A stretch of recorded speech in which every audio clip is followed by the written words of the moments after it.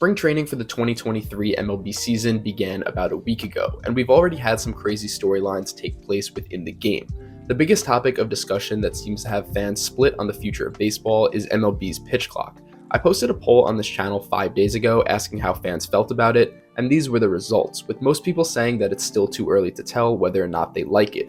The comments under this poll were very mixed, as you could expect. Some love it, some hate it, and some think it would be better with adjustments made to it. I've been following many games very closely this spring training in order to come to a conclusion about how I felt, and it only took 1 week for me to decide that this new edition of the pitch clock is the single best rule change I've ever seen made to a sport. Before I get into it, welcome to the War Room, a channel where I discuss all things sports related. Subscribe to the channel if you're new, and let's get straight to it. Now, don't get me wrong, Rob Manfred is the worst commissioner in the 4 major US sports leagues by a long shot. So it makes sense that there is a large group of Manfred haters who have a problem with every single thing he does, even if it's positive.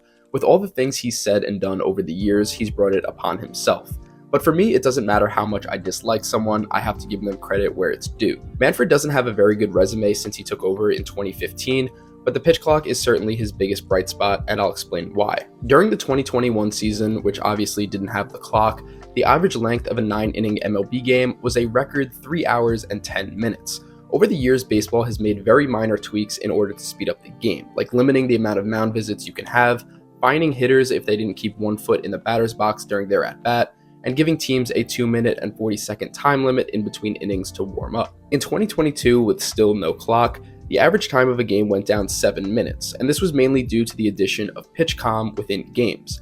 So instead of a catcher spending 20 seconds to go through 6 different signs for one pitch, they simply click a button attached to their catcher's gear that tells the pitcher what pitch to throw through a headset in their hat. It became abundantly clear that after years of testing the clock in the independent leagues and minor leagues, the only way for the game to speed up significantly was if the clock was implemented. And of course, with the traditional mindset that many baseball fans possess, along with their distaste of Rob Manfred, an overwhelming amount of fans claim this would ruin the game because taking lots of time in between pitches while everyone is bored off their ass is apparently a part of baseball. They claim that true baseball fans wouldn't have a problem watching a 4-hour game, but I strongly disagree. I would want other people to enjoy watching baseball as much as I do, and I want the stigma that baseball is boring to be gone. And the best way to accomplish both of those things is the pitch clock, and that doesn't make me any less of a fan. In the first week of spring training games, the average length of a game has been roughly 2 hours and 37 minutes, which is again a 26-minute decrease. But keep in mind, these aren't 2-hour and 37-minute games with no offense and the score being 2-1 every single time. These are still high-scoring games with lots of action, and the only thing being excluded is the dead time in between pitches.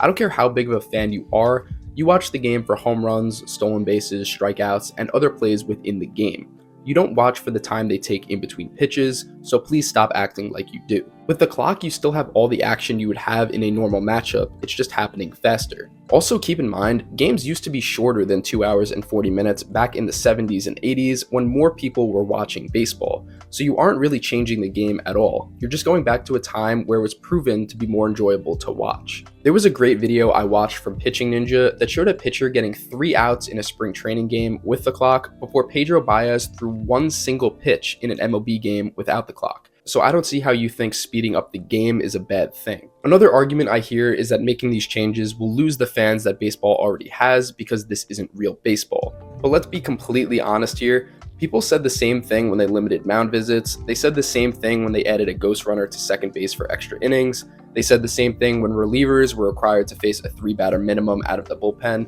And they've even said it when MLB became the last pro sports league to adopt a replay challenge system. For almost every single rule change that baseball has had in the last 10 years, people have been saying that it will ruin baseball. And guess what? Nobody who was already a baseball fan stopped watching because of these things. Remember a couple years ago when Nike partnered with Major League Baseball and they added their swoosh to the jerseys?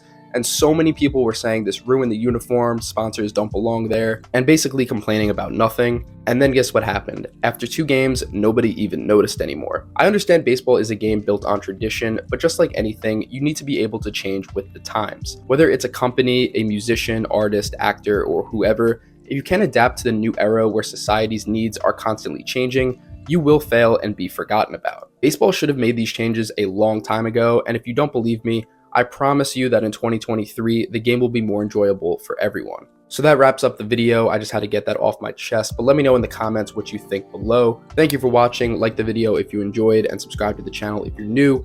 And as always, I'll see you guys in the next one.